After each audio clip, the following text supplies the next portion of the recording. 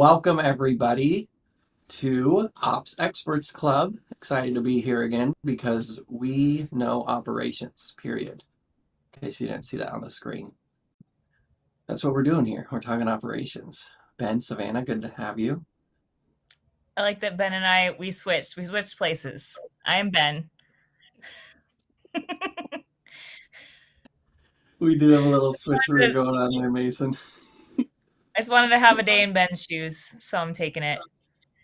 Dang. Well, at least you're both wearing your glasses today. Oh, and Ben/Savannah's muted, unfortunately. Oh no. Yeah, nothing's coming out. Can't hear you. Let's see if Mason can fix this for us, and then maybe we can get back on track. We're having like an Ariel Ursula situation. Like I took Ben's place. I stole his voice.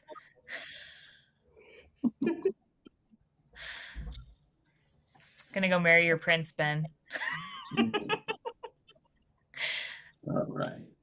There we are. We got our names. Yay! Names are back.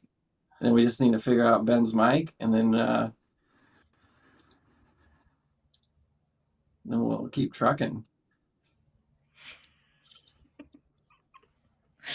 I appreciate that he's still talking to us too. Yeah, so we really know whether it's working.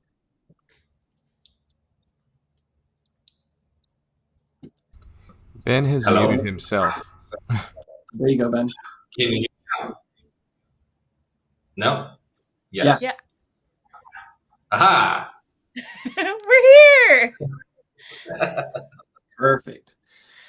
Well, welcome to Ops Experts Club, everybody. Ben, Savannah, good to have you here. I'm excited. We have a guest today. It's one of our guest sessions. Somebody you don't know, but you just met backstage. We're pretty excited to talk to her. And that is Jessica with Unmuteable. Welcome, Jessica, to the show. Hello. Hey, y'all. So good to see you. Hello. It's real good to have you here, Jessica. We've been, kind of on the curtailing with Unmuteable ever since we first started with John Acuff a while ago. And since then, though, we've kind of blossomed and we've recommended you to other clients. You've done client work for a lot of the people we're working with. And I think you're even doing work for us on some of our websites. So you guys have been an awesome asset to meet. We had Caleb on the show at one point, and as somebody who works very closely with Caleb and does a lot of the marketing operations, we thought it'd be fun to have you on too as well. So thanks for joining us, Jessica. And why don't you just start with giving us, who you are, what you're doing, and who you're working with. Yeah, thanks, Taryn. So just a little bit about me and Unmutable. I am actually our digital marketing specialist. And what that means right now currently is I work on funnels and I'm in all things digital, email strategies, social media ads, all of those types of things. It's super fun and can be nerdy sometimes too. But I've shifted roles a lot as well over the years at Unmutable. I have been like a launch team manager for books that we work on. I've also been a marketing manager. And so my role has shifted throughout the years, and I feel like I'm in my sweet spot right now with the digital side and working with clients as well. And so Taryn and I have had opportunity to work together on several client projects, and it's just been a blast. Collab team probably sees me more as like a project manager, but that's actually not what I mainly do. But I do love project managing too. So I wear multiple hats. Caleb Peavy, he's the owner of Unmutable, and he is also my brother. So we work with family, and family is a big part of our core values at Unmutable. But it's just such a fun job. And honestly, it's always something new every day. We love working with the collab team, and they've definitely given us a lot of incredible insights and direction for projects and for moving items forward. So we really enjoy working with Taryn and Aaron and more of the team, and it's exciting to meet the rest of you. Wow, that's cool. Now, I know a lot of us that we talked to, and some of us here at the Cloud team, like we just kind of fell into this space. We didn't start our life being like, I want to work with online companies and do marketing and work with websites and funnels all day. What was your ascension to where you are now? Was it something you sought out, or did you also just fall into it?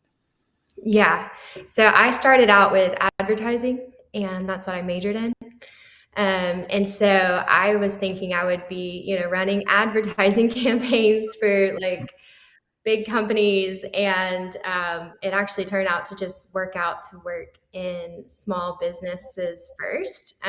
And so I got a lot of experience with small business and a lot of entrepreneurship um, work. And so that's where it started. And then it ended up being a lot of working with book authors. And that's been super fun with the Unmutable. Unmutable has multiple hats as well. And it's, we do book launching to podcast production to video to photography to website design and branding. So there's just a lot that's there. But yeah, I started off mainly thinking that I would be in the creative space and work more on design. But quickly, Caleb and the team here decided that, hey, your strengths are actually in the operations, in the day-to-day, in the project client relationships. And so that's my sweet spot. And those are some of my favorite things to do. So it doesn't feel like work a lot of times because it's working on things that I love. So that's how I got to where I am now. But a lot of learning and a lot of, just a lot of mistakes, a lot of trying things and taking risk. And I'm still learning every day, things new for sure. Oh yeah. Yeah. What do you think, Savannah? Well, actually, I had a question because I also am a creative that found myself kind of excelling in like the operations, like kind of more boring things that I actually find very exciting. But do you feel like that gives you kind of an edge in what you guys are doing, that you are a creative person that can do the operations things? Because like what you guys do is pretty creative, but then, every company, regardless of what it is, needs those organizational skills. Yes. So absolutely, Savannah, you're right on with that. And that was something that I took some notes about before this call, because I was just thinking about how the creative space can be so difficult to work with creatives because of just the ideas, and there's always something new, and there's just a lot that you can do, and there's so much, the world is your canvas, but taking the operations side and making things more clear, making things more specific, adding deadlines, adding expectations, and those types of details that come alongside the creative, I've learned that it just makes the process so much better. And I wish that I learned that in college, but that just takes experience. And I think with the creative side, I know how creatives work. I know how it takes time. There's not always inspiration that you're just like, I feel like doing that work right now. And so it takes time for the creative to create what they are trying to help their client with. And so, but then also you're on deadlines. So there's definitely this balance of saying, hey, we want you to create the best thing that ever existed, but we need it tomorrow. And I think that's something that has been hard to juggle as watching our creative team. And then also with myself, I'm always like, I need more time. So honest expectations and honest deadlines have helped us a lot, have helped me a lot. And I love being able to be an in-between, like you said, Savannah, and knowing hey, I know this takes more time, and editing a podcast or a video. And a lot of times clients might give you they'll give you a podcast audio and say, hey, can we have this tomorrow? And it's no, that takes so much longer than just editing. like 10 minutes because the thing is 30 minutes long. So, just those types of things that you have clear expectations with clients and being able to explain that in a kind way, in a way that makes sense to the client, but then also to the creative. So I love it. It's super fun. And sometimes the creative is me. Sometimes it's Caleb. Sometimes it's someone else on our team. And honestly, when I'm not the person in the creative, it actually gets done faster. So I try to get out of the way and like not be the block of the creative. And I've learned that honestly is my sweet spot to help guide and direct and bring the creative closer to the project or the deliverable that the client wants. Wow. Yeah. I mean, being creative, it can be difficult to work with. So you guys, I know from working with you personally, yeah, you've got it figured out. You've got that nice creative but proper turnarounds and clear expectations. Yeah, it's really nice. You guys nailed that so far. Ooh, well, we're working on it. I'm telling you, it's like sometimes I'm like, wow, we're doing so great. And then sometimes I'm like, wow, we've got to work on that. And so that's just a process. It's a refining process. Yeah. I'm I like it curious. Or go ahead, Taryn. I was gonna say I like it when you get like a large video file from somebody and they're like, how long can you get this? What's the quickest you can do this? And it's like a 2-hour video. And you're like, well, mechanically speaking, it's gonna take me like 6 hours to download, upload, process, refresh. So have you done it in an hour? No. You can get your link. I'm curious in your guys' marketing, Jessica, like because you're got arms in so many different sort of facets. What's the most which area is the most in depth that requires your creativity? Is it more on the book marketing side, podcast marketing, video marketing? Which would you say requires more of your like creative mind to work through? That's a great question. I would say that a lot of my brain power goes into the marketing side. And so creating the strategy, creating the campaign, like tactics, and creating the copy, as well as the direction. I think that's the biggest thing that we pour a lot of our creative mindset into. And Caleb would also agree with that because he's got a million thousand ideas. Like he can just come up with things that are so good. And so we do spend a lot of time in that space. But just because they're good ideas, we have to be careful about, is it aligning with our goals?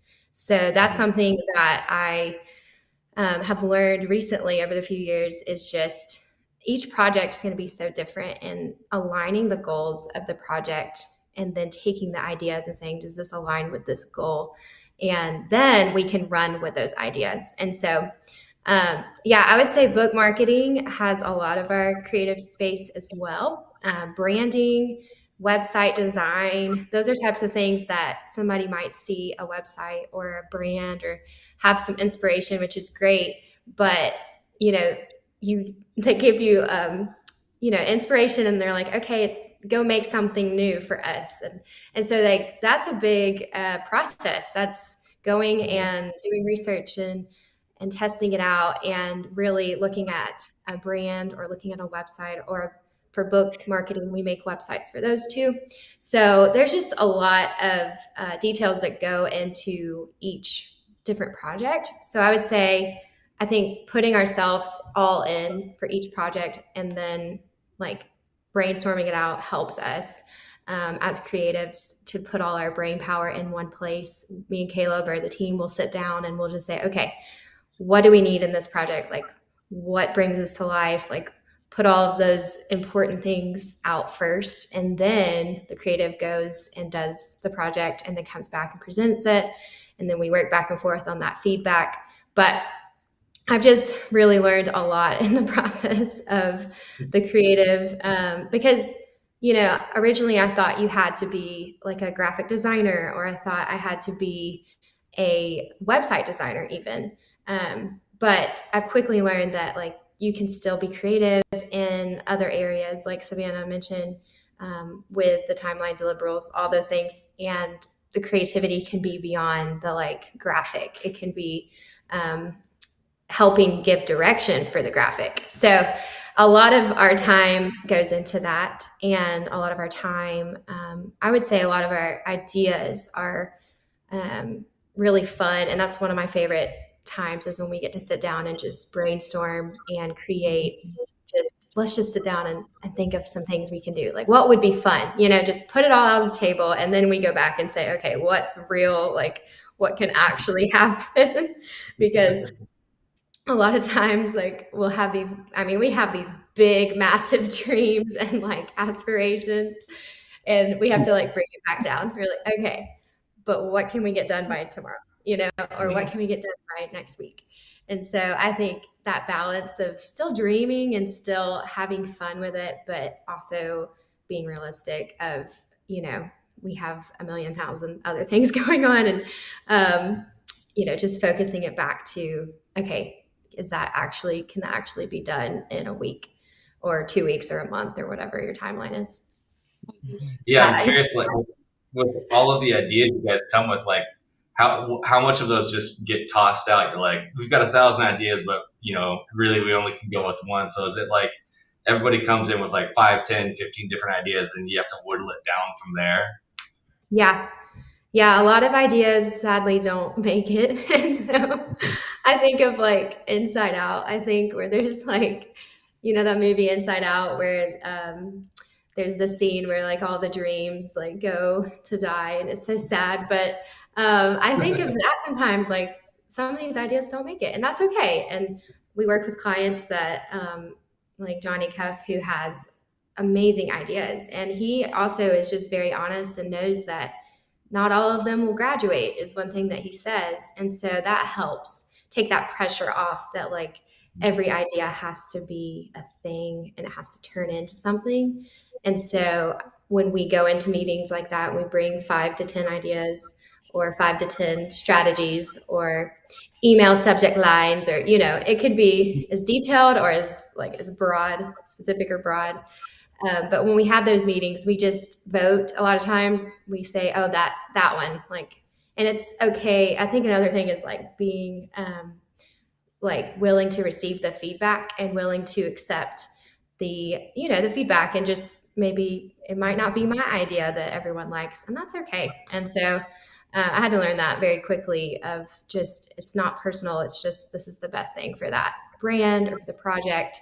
And sometimes Caleb's ideas win, sometimes mine win. And so there's no competition, but it is true that a lot of times we tried, one of our key team things is to always, work together and not try to compete on something, but really look at it and say, is that the best thing for the project? And so, that kind of looks like our process for coming up with ideas and going towards them. And then I think in the ways of like practically, how can that idea come to life? And so when Caleb says an idea, I'll immediately start thinking of the next steps. And so we work together with that in our team, and thinking through, okay, like here's the idea. Okay, what's the steps? And then if it doesn't fit or those steps seem crazy out of time, then we usually trash it. So a lot of ideas don't make it, but it's okay, because it might come at a later time when that idea comes back. But it's super fun just to think outside the box and to stay on our toes and to stay fresh. And we're always trying to just look at research, but also look at current trends. So and then there's always somebody else that is going to do something. And then I will say, if you have a client, it really helps when our clients know that their idea might not happen, or, they ask us about it. And so working with clients that are very comfortable and knowing that, I've got these 10 ideas, and some clients will say they'll say, I've got 10 ideas, and they have expectation that they want them all done. And we're like, whoa, like, I don't know. And so a lot of times we have to push back and let them know, like, actually, what about this? And so I think that helps when you take to the client, we're not just going to say yes, and we're not going to just, go with that all the time. And I think that helps us stand out too, because it really puts the client back into perspective, because a lot of times clients can get, like any of us, we can just all kind of veer off on a rabbit trail or something. And so like bringing them back to what's the simplest way, what's the most important way to effectively communicate this. And then the client is usually like, you're right. Like, okay, we'll just do something different. So that's always helpful to bring, and not to be afraid to tell clients that as well, because Right. I think I used to be afraid, and now I'm like, okay, like, but what if we do it in this way or a different angle? So that's just some of the things I've learned over the years. Yeah, I know that one's a hard one because you don't want to step on their toes, but then you realize some of these people, they hire you because they want you to be the expert.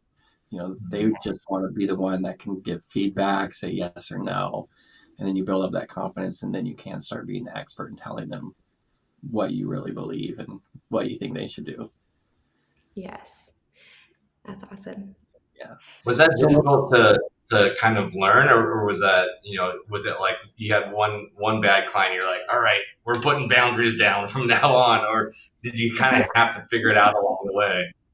Yeah, that is another note that I was going to say. So it was because one of your questions was something you've learned or taught. And I was like, is it bad that most of the things I can remember are all of the like really bad moments that happen with clients? Like, I was like, I promise I'm a very positive person. And it's so interesting how the most memorable moments are the ones that we failed chronically.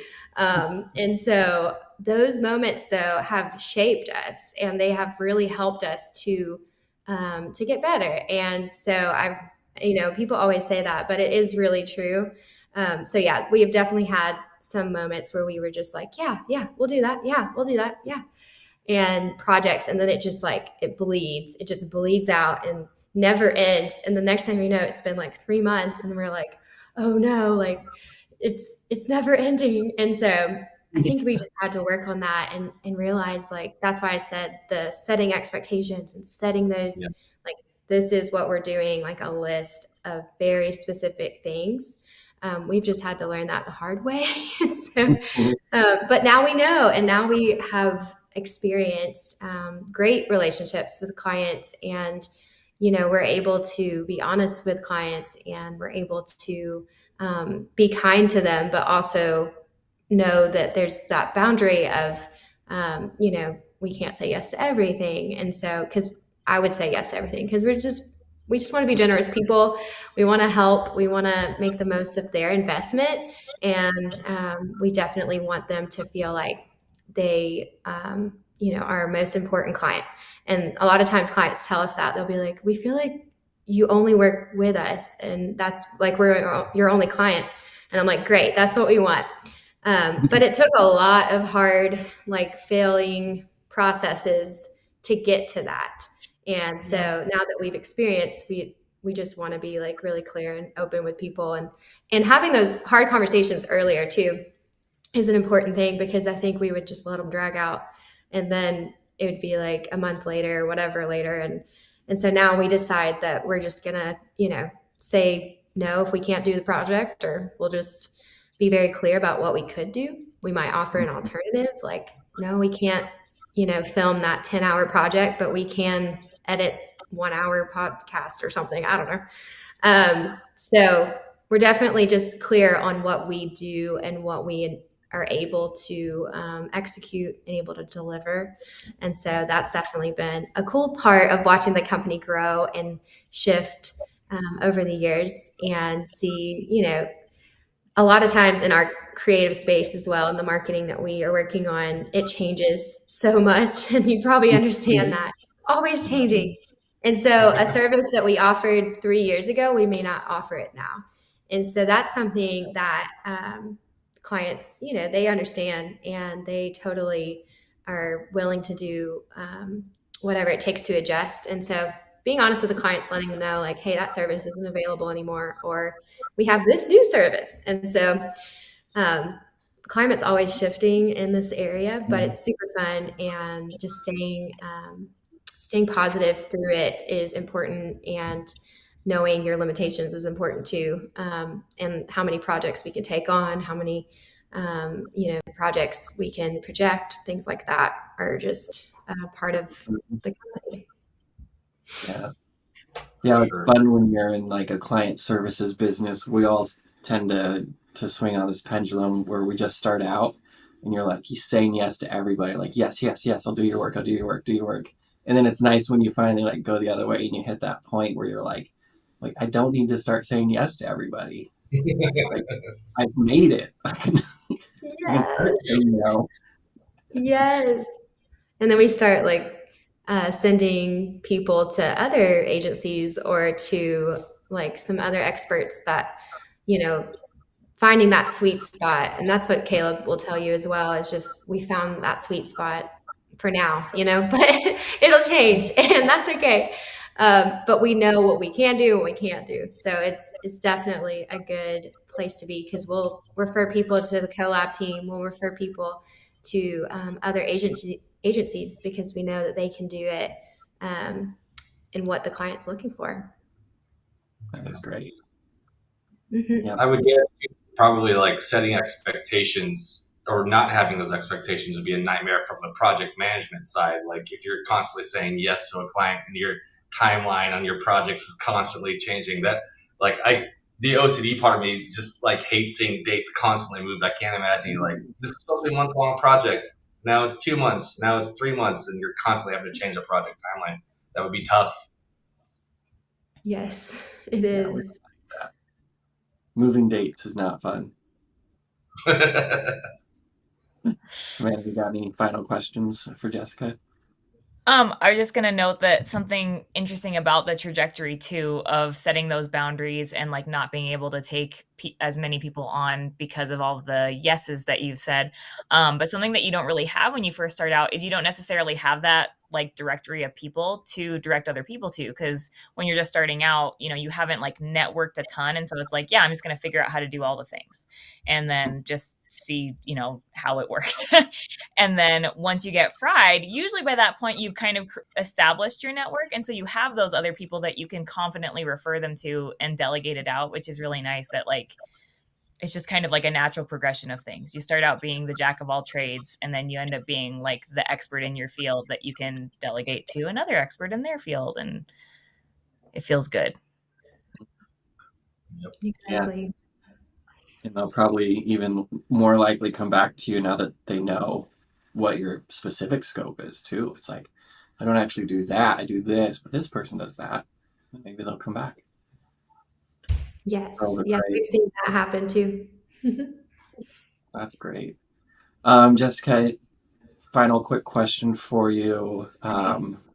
This one's off the head. Was not prepped. What's something Jessica? What's something Jessica just starting out, or no, Jessica now would tell Jessica just starting out as like a little piece of advice? Oh goodness. Well, I would probably tell the newbie Jessica that she should just enjoy the process and chill out a little bit, because I definitely was so like high strung coming right out of college and was just ready to work, and that's a great thing.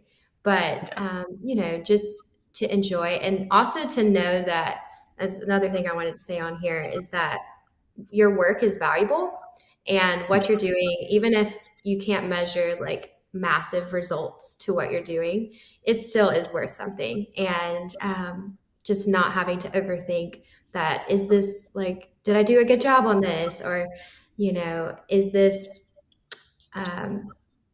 just not to compare against other people's work as well.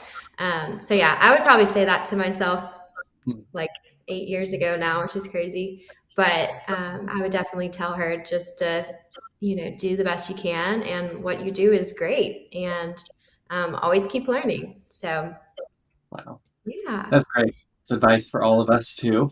It's a great one to end on. Yeah. Still good advice. Yeah, I know. Like, and this is for now. Yeah. A little bit. Stop comparison gaming. That one will live on forever. So, Well, thank you, Jessica. I love that final thought from you. It's been great talking with you. I'm excited to continue to work with Unmutable in different areas and just looking forward to seeing where you guys go. Absolutely. Thank you for having me. This has been so fun. Yeah. All right. Thanks, everybody. We'll see you next week. Awesome. Bye. Thanks, guys. Bye. Yeah.